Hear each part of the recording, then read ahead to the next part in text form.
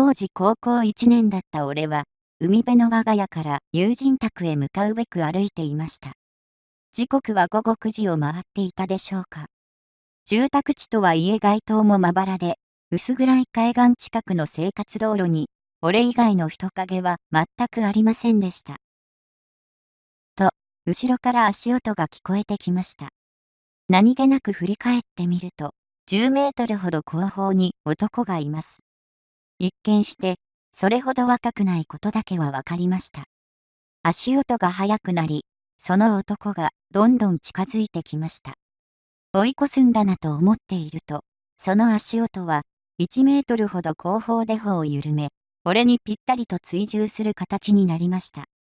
細い路地ならともかく、そこは幅5メートルほどもある道です。明らかに意図的なその行動に、当時、すでに武道の有段者だった俺も、相手の真意を正すことは、愚か、振り向くことすらできなくなっていました。そのまま10メートルも歩いたでしょうか。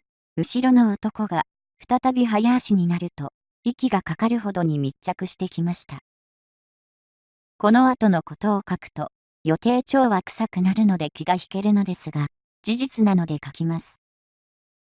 密着されて、俺の恐怖が最高潮に達した瞬間、角を曲がって、一台のバイクが近づいてきて、俺の前に止まりました。よう、久しぶり。それは中学時代の友人でした。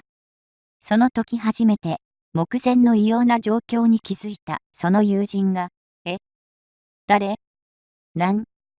どうしたの？と、すっとんきょうな声を上げると同時に、男は不自然に顔を背けると、海岸方向に走り去っていきました。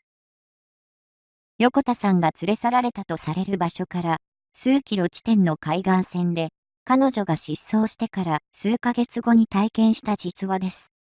マスコミが彼女の失踪を報道した翌日、当時通っていた道場の後輩が、あの横田って、俺の同級生なんすよと言っていたのが、今でも鮮明に思い出されます。